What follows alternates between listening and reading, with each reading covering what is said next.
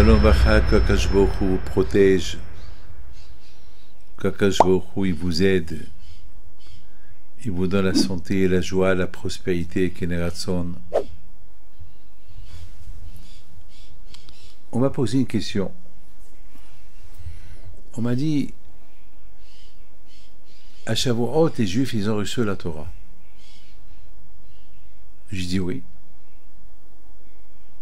Mais après, ils ont fait le veau d'or. Et Moshe Rabbeinu, il a pris les tables de la loi, il les a cassées. Je dis oui. Alors, après, les Juifs, ils ont fait une grande teshuva. Et Akadosh Baruch Hu, il a dit à Moshe Rabbeinu, remonte au ciel, je vais te redonner les tables de la loi, les deuxièmes tables de la loi. Et les bénis Israël, ils ont reçu les tables de la loi à Kippour. Ils ont reçu 2 cadeaux à Kippour, et le pardon pour le veau d'or qu'ils ont fait, et les tables de la loi, les secondes tables de la loi que Hachem leur a données. Maintenant, on m'a posé une question. Est-ce que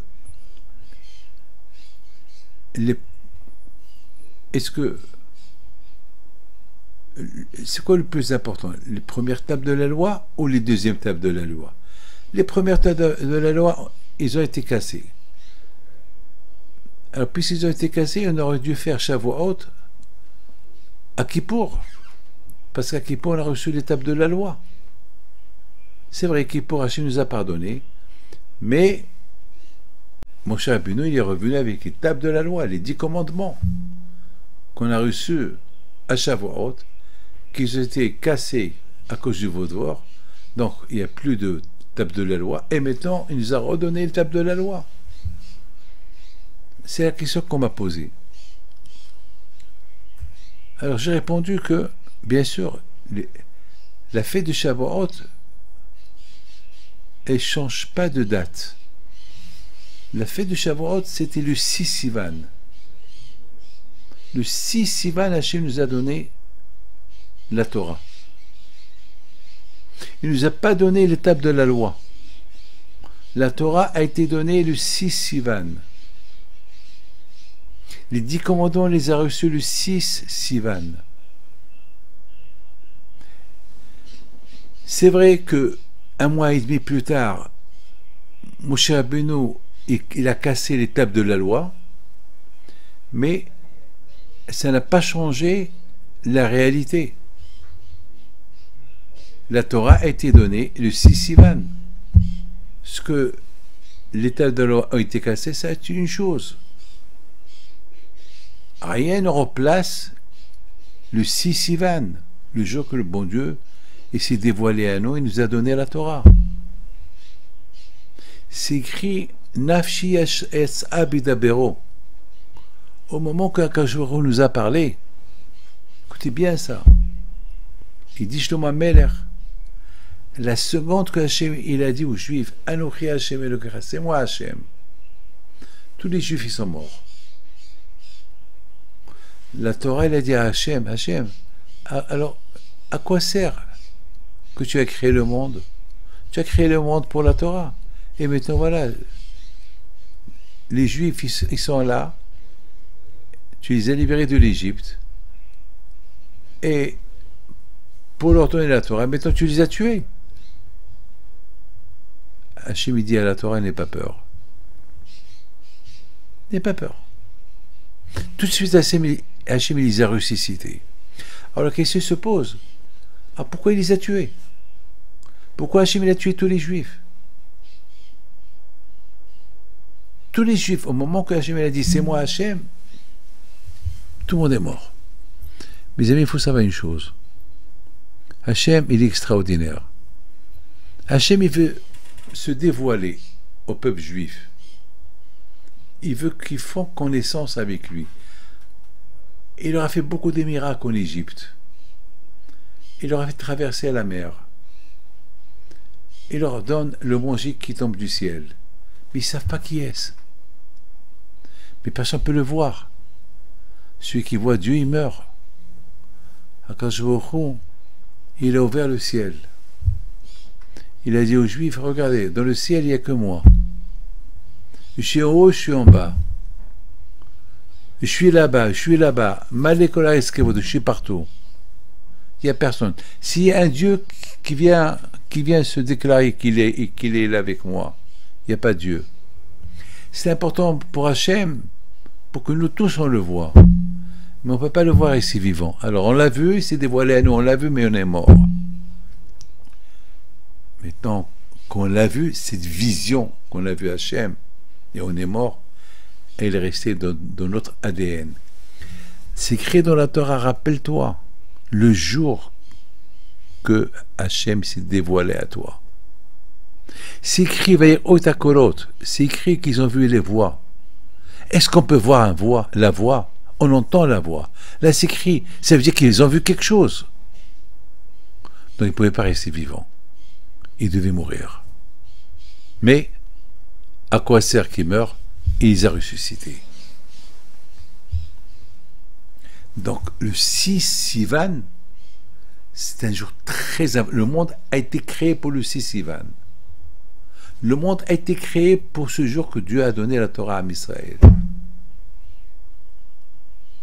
Le 6e jour de la création du monde, c'était pour la Torah. Toute la semaine, les 6 jours. Et la Torah a été donnée Shabbat. Donc ça veut dire, le monde a été créé pour la Torah et se repose le Shabbat. Donc voilà, la Torah et le Shabbat. C'est les deux cadeaux que le bon Dieu a donnés au peuple juif. Il ne leur a pas donné un, deux. La Torah et le Shabbat. Parce qu'il y a le plaisir de la Torah, il y a le plaisir du Shabbat. C'est pas les plaisirs de la Torah et le plaisir du Shabbat, c'est pas pareil.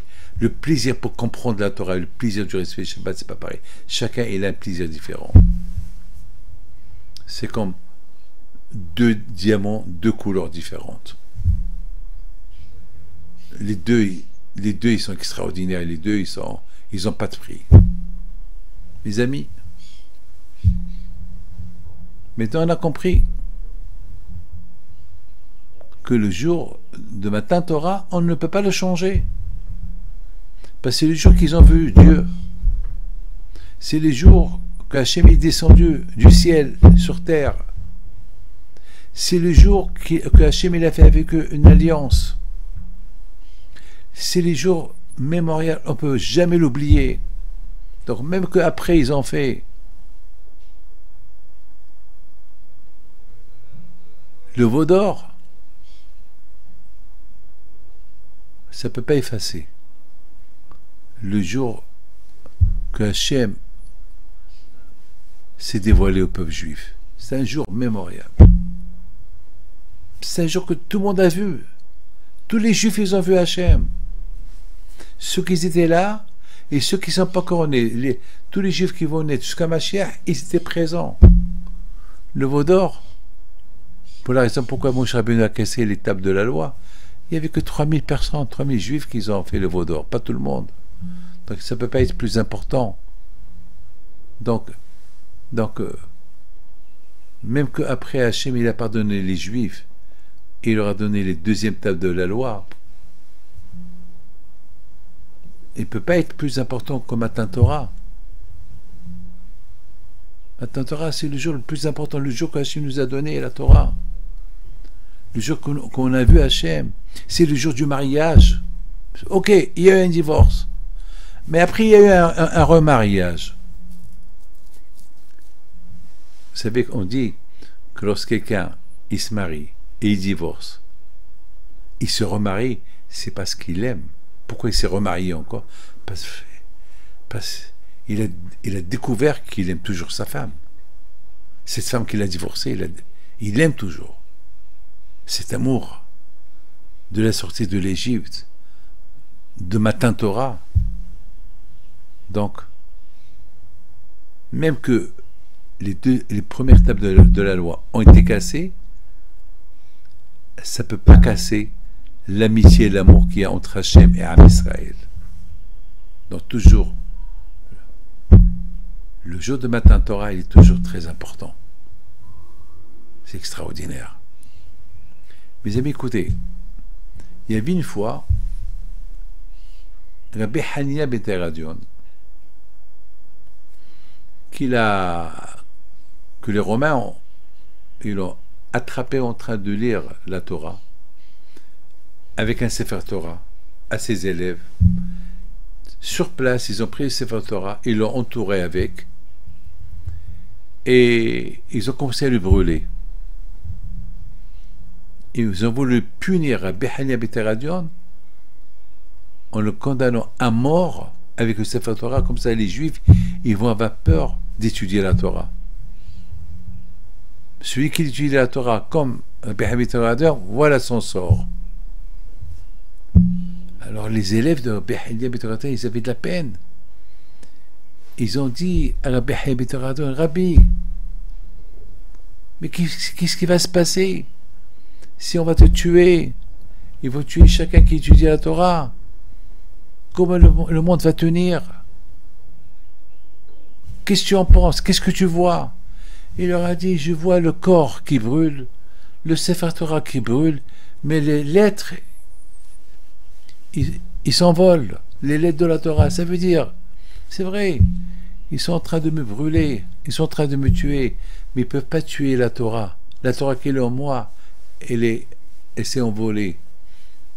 Et on ne peut pas brûler. La Torah, c'est du feu. On ne peut pas brûler le feu avec le feu. Donc ne vous inquiétez pas. La Torah, elle est là. Après ma mort, continuez à étudier la Torah. Toute la Torah qui était en moi, elle n'est pas brûlée, elle est là. Elle est avec l'effort que vous allez faire pour étudier, vous allez tout récupérer. Donc ma Torah, vous allez la récupérer. C'est pas la fin du monde. Mes amis, pourquoi on pleure les 24 000 élèves de Rabbi Akiva? À cause de leur Torah. Comme ça, ils disent Haramim.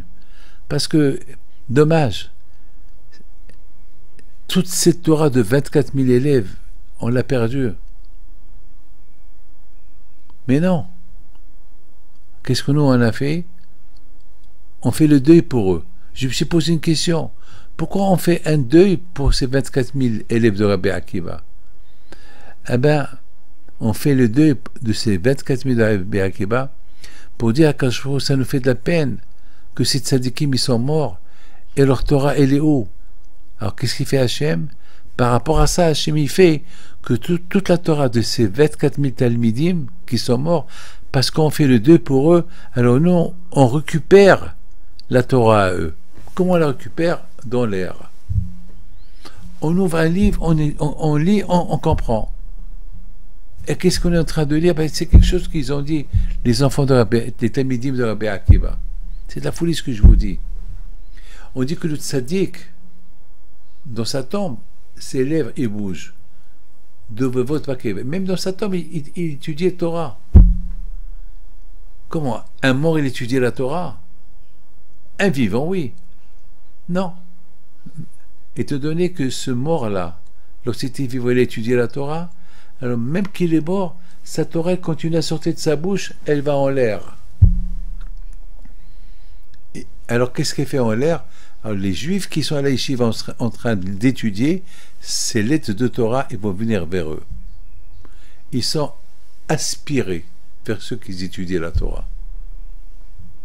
Ça veut dire que la Torah, même la Torah des vivants et la Torah des morts, elle n'est pas oubliée, elle est récupérée. Donc c'est ce que Rabbi Hania ben Teradion il a dit. Si vous suivez mon exemple, vous allez récupérer toute la Torah que j'ai étudiée parce qu'elle est en l'air. On ne peut pas la brûler. Mes amis, je termine. Maintenant, je comprends très bien. Lorsque Moshe Rabbeinu a pris les tables de la loi, il les a cassées. Oui, nous, on a vu les tables de la loi se casser. Mais les lettres de la Torah, qui étaient dans la table de la loi, ils se sont envolés. Il n'y a que les pierres qui se sont cassées, mais pas la Torah. Donc la Torah, elle est restée. Et cette Torah, ces 10 commandements, ont été donnés quand? À Shavuot. Donc la fête de Shavuot, et se maintient, elle est plus importante que Kippour. Donc c'est vrai, à Kippour, Hachim nous a donné la photocopie des tables de la loi, mais ça ne veut pas dire que les autres tables de la loi, ils sont effacés. Non. Toutes les pierres des premières tables de la loi, Moshe Rabbeinu les a cachées dans le Aron HaKodesh. Et les lettres qui se sont envolées, ben, on les a récupérées. Ils ne se sont pas effacés. Jamais la Torah elle est effacée. Et on a reçu 2 cadeaux. Et la Torah de Shavuot, elle est restée là. Le contraire. Grâce à Shavuot, la Torah, on peut la comprendre encore mieux. Et Hachim nous a donné notre cadeau, le pardon. Et il nous a rendu la photocopie des tables de l'heure qui ont été cassées. Donc on a gagné en tout état de cause, on a gagné. On a gagné la fête de Kippour, le pardon. On a gagné les deuxièmes tables de la loi. Et on a gagné les lettres qui se sont envolées des tables de la loi que Moshe Rabbeinu a cassées. On les a récupérées.